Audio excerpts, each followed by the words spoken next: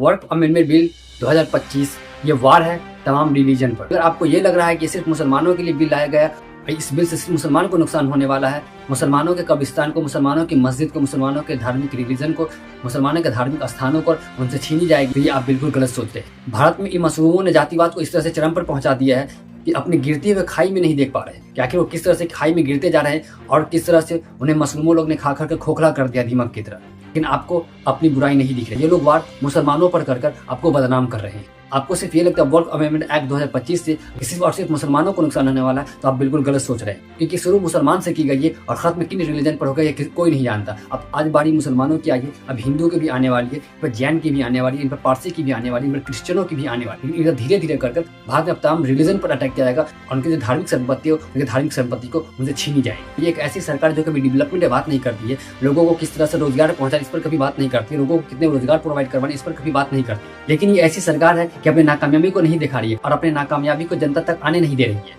और जनता से सच को छुपा कर रख रही है। इसलिए वो धार्मिक स्थानों पर अटैक करती है और हिंदू मुस्लिम में लड़ाने की कोशिश करती है, ताकि जब तक हिंदू मुस्लिम आपस में बढ़ते हुए रहेंगे हमारी कुर्सी चलते हुए रहेंगे, और जब हमारी कुर्सी चलेगी तो हमारी पॉलिटिकल रोटी सिकाती रहेगी, जब हमारी पॉलिटिकल रोटी सिकाती रहेगी तो हम अपने पेटों को भरते रहेंगे और उन्हें ये लग रहा है कि हम लोगों के लिए काम कर रहे हैं, हिंदुत्व को आगे बढ़ाने के लिए काम कर रहे हैं, कि दूसरे को संपत्ति को हड़प कर अपने धर्मों में मिलाया जाए और उनके डेवलपमेंट के लिए काम किया जाए। सनातन धर्म ये कभी आज्ञा देती ही नहीं, लेकिन धर्म के नाम पर कुछ ऐसे ठेकेदार आ चुके हैं कि वो धर्म की रक्षा करने चलते हैं, जिनकी खुद रक्षा के लिए फोर्स लगे होते हैं और वो धर्म की रक्षा करने, और सिर्फ हमारे इंडिया में दंगा को बढ़ावा दे रही है, ताकि जब तक ये दंगा को बढ़ावा देंगे तो इनसे इनकी पॉलिटिकल रोटियां सिखाती रहेगी, और जब तक इनकी पॉलिटिकल रोटियां सिखाती हुई रहेगी तो ये लोगों को डिवाइड एंड रूल के सेक्शन पर लाकर और अपने भारतवर्ष पर पूरे राज करते हुए रहेंगे। क्या आज तक आपने ये देखा कि ये पार्टी कभी रोजगार पर बात की हो? क्या आपने कभी ये देखा कि ये पार्टी कभी इंफ्रास्ट्रक्चर पर बात की हो? क्या आपने कभी ये देखा कि ये पार्टी कभी डेवलपमेंट पर बात की हो? क्या आपने कभी ये देखा कि हाँ ये पार्टी कभी भी लोगों को रोजगार प्रोवाइड करवाने के लिए बात की हो? अगर आप इन तमाम सवाल के जवाब देखने जाएंगे तो इन तमाम सवाल का जवाब आपको नहीं में मिलेगा। आज भारत में कम से कम 20 स्टेट्स में इनकी सरकारें हैं। इन तमाम 20 स्टेट्स में क्या इन्होंने कभी डेवलपमेंट के काम किए? लेकिन आप जहाँ भी अब देखेंगे हर जगह हिंदू मुस्लिम को लड़ाने का काम किया जा रहा है। क्या आपने कभी उन्हें भगवा झंडा लेकर लड़ाते हुए देखा? क्या उन्हें धर्म की अपनी चिंता नहीं है? क्या वो धर्म को अपने बचाना नहीं चाहते? क्या वो धर्म को अपने चरम पर पहुंचाने की कोशिश नहीं करना चाहते? लेकिन करेंगे कौन?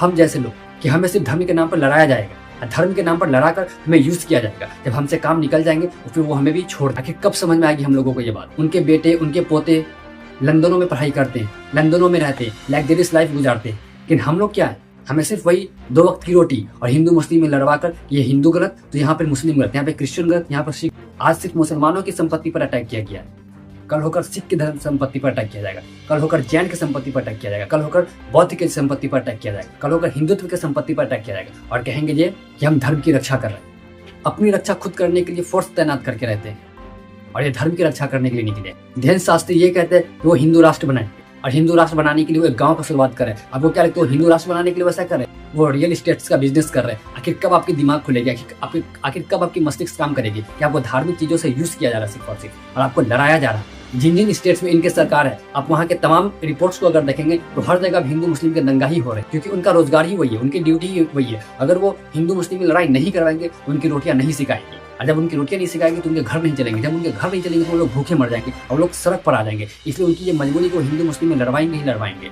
तो हमें अपने मस्तिष्क का यूज करना है कि हमें क्या करना है, हमें क्या नहीं करना है, क्या हमें इनके बातों में आना है, क्या हमें अपने धर्म को लेकर आगे बढ़ना है, या हमें अपने देश को लेकर आगे बढ़ना है, हमें देश का नाम रोशन करना है। अमेरिका ने चाइना पर टैरिफ बनाया तो चाइना ने उसे मुंहतोड़ जवाब दिया, ऑस्ट्रेलिया पर बढ़ाया, ऑस्ट्रेलिया ने उन्हें मुंहतोड़ जवाब दिया, कनाडा पर बढ़ाया, कनाडा ने उसे मुंहतोड़ जवाब दिया।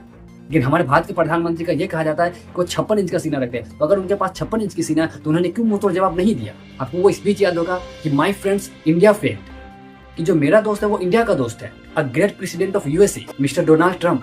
आपने स्पीच भारत के प्रधानमंत्री का जरूर सुना हो। मैं अपने पर्सनल पॉइंट ऑफ व्यू से बता दूं, मैं अपने प्रिपरेशन के हिसाब से बता दूं, मैं अपने जो जिस एग्जाम्स के लेवल तैयारी कर रहा हूँ उस एग्जाम के लेवल से बता दूं, तो इंटरनेशनल रिलेशन में ना कोई किसी का दोस्त है, ना कोई किसी का दुश्मन।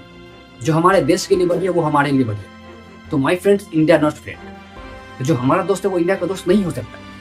अगर हमारे इंडिया के लिए बढ़िया है तो वो हमारे इंडिया का दोस्त हो सकता है, लेकिन जो हमारे लिए बढ़िया है, जो हमारे पर्सनल के लिए बढ़िया, वो इंडिया के लिए बढ़िया नहीं हो सकता। तो इंटरनेशनल रिलेशंस में भी अगर आज हमारे साथ रशिया सही कर रहा है तो रशिया हमारे लिए अच्छा है, हमारे कंट्री के लिए अच्छा है। इवेंट हमारे लिए अच्छा हो ना हो, लेकिन हमारे कंट्री के लिए अच्छा है। अगर आज हमारे साथ ईरान अच्छा करे तो हमारे लिए वो अच्छा है। अगर आज हमारे साथ सऊदी अरब अच्छा करे तो हमारे कंट्री के लिए अच्छा है। लेकिन हम उसे पर्सनल व्यक्तिगत दे ले, फिर ये हमारे लिए गलत है। कि हम पर्सनल व्यक्तिगत इंटरनेशनल रिलेशन में किसी को ले ही नहीं सकते। उन्होंने 26% टैरिफ हमारी कंट्री पर लगा दिया। क्या भारत के प्रधानमंत्री जिनकी 56 इंच की सीना है, क्या उन्हें उनको मुंहतोड़ जवाब नहीं देना चाहिए था? चाइना किस तरह से दिया, कनाडा किस तरह से दिया, ऑस्ट्रेलिया किस तरह से दिया, ये सवाल खड़े नहीं हो रहे। क्या भारत के प्रधानमंत्री को इन पर सोचने की जरूरत नहीं है? क्या भारत के विदेश मंत्री को इन पर सोचने की जरूरत नहीं है? क्या भारत के होम मिनिस्टर को इन पर सोचने की जरूरत नहीं है? क्या करे कि इंडिया का रुपया गिरता जा रहा है, लेकिन इन पर कोई जवाब नहीं दे रहा, इन पर किसी तरह का क्वेश्चन खड़े नहीं हो। आखिर भारत के लोगों को कब तक हिंदू मुस्लिम में लड़ाया जाएगा? और वक्फ अमेंडमेंट बिल के लाने का सिर्फ एक ही मकसद है, वो मुकेश अंबानी का घर। अगर मुकेश अंबानी का घर नहीं होता तो वक्फ अमेंडमेंट बिल आता ही नहीं। उनका जो बिल्डिंग है, उनका जो घर है परेड रोड मुंबई में, वो वक्फ बोर्ड के अंदर आता है। अब वो वक्फ बोर्ड के अंदर आता है तो लोग उससे डिमांड करेंगे कि हमें हमारे अंदर में चाहिए, वो कम्युनिटी हमारी जमीन तो हमारे अंदर में आनी चाहिए। तो इनसे उन्हें खलबली मचेगी। वो सोचते कि वक्फ बोर्ड लाके मुसलमानों की संपत्ति को छीन ले। जब मुसलमान की संपत्ति को छीन लेंगे, जब मुसलमान के धार्मिक स्थानों को हम छीन लेंगे, तो फिर मुकेश अंबानी के घर की बात ही नहीं उठेगी। जब घर की बात नहीं उठेगी तो उनकी जमीन उनके पास। आखिर भारत की जनता को ये सोचना पड़ेगा कि हमारा पॉलिटिकल यूज किया जा रहा है, हम वोट बैंकिंग का काम कर इसलिए हमें यूज किया जा रहा है। आपने कभी देखा कि भारत में किसी स्टूडेंट्स को लेकर कोई बात की गई? क्योंकि भारत के स्टूडेंट वोट बैंक का काम नहीं करती है, इसलिए उस पर लेकर कोई बहस नहीं होती। इंफ्रास्ट्रक्चर वोट बैंक की काम नहीं करती, डेवलपमेंट वोट बैंक की काम नहीं करती, इंफ्रास्ट्रक्चर वोट बैंक की काम नहीं करती, स्टूडेंट्स वोट बैंक की काम नहीं करती।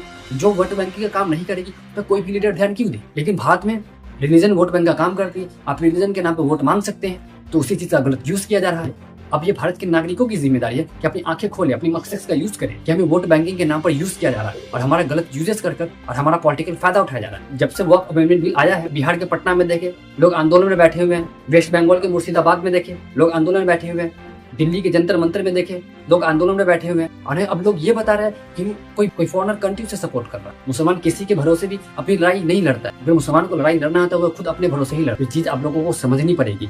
वक्फ अमेंडमेंट बिल ये सिर्फ मुसलमानों के लिए खतरा नहीं है, आने वाले जनरेशन के लिए खतरा है। जितने भी हमारे भारत में रिलीजन है, उन सभी रिलीजन को इन चीजों से खतरा है। आज मुसलमानों पर अटैक की गई है, कल आप पर अटैक की जाएगी। जब आपकी छीन जाएगी फिर आपको ये पता चला कि वक्फ अमेंडमेंट बिल आखिर आई क्यों थी। अभी आपको लग रहा है ये सिर्फ मुसलमानों के लिए, तो ऐसा बिल्कुल भी नहीं है, सिर्फ मुसलमानों के लिए नहीं है। भारत में जितने भी रिलीजन के लोग हैं, जो जिन जिन धर्मों को मानने के लोग हैं, उन सभी की रिस्पॉन्सिबिलिटी बनती है वक्फ अमेंडमेंट बिल को कैंसिल कराई जाए। बिहार के डिप्टी सीएम का ये कहना है कि पाकिस्तान नहीं हिंदुस्तान है और ये नरेंद्र मोदी की सरकार है, और संसद से बिल पास होने के बावजूद जो इस बिल को नहीं मानेगा, जो इस एक्ट को नहीं मानेगा और संविधान लेकर चलेगा, ऐसे लोगों को जेल में डाल। क्या एक डेमोक्रेटिक कंट्री में इस तरह की स्पीच देना सही है? क्या आर्टिकल 14 उन्हें ये फ्रीडम नहीं देता है? इक्वालिटी बिफोर लॉ, क्या कानून के आगे सब बराबर नहीं है? क्या आर्टिकल 19 उन्हें फ्रीडम ऑफ स्पीच नहीं देती? क्या आर्टिकल 19 राइट टू प्रोटेस्ट नहीं देता? उनसे सबसे पहले फंडामेंटल राइट ही छीनी जा रही है। जब उनसे फंडामेंटल राइट ही छीनी जाएगी तो आखिर उनका फिर राइट बचेगा क्या? अगर पूरे कॉन्स्टिट्यूशन में कहीं पर हम लोग देखें तो सिर्फ फंडामेंटल राइट्स ही हैं जो भारत के नागरिकों के लिए। जब उनसे फंडामेंटल राइट ही छीन लिए जाएंगे तो फिर भारत के लोगों का अधिकार ही क्या रह जाएगा? उनके पास फिर कोई अधिकार ही नहीं रहेंगे। तो हम लोगों को इन पर सोचने की जरूरत है, इन पर विचार करने की जरूरत है। अभी क्या रहा इन तमाम खबरों पर अपनी राय कमेंट बॉक्स में जरूर दें। मिलते हैं नेक्स्ट एपिसोड में नेक्स्ट कंटेंट के साथ, तब तक के लिए जय हिंद।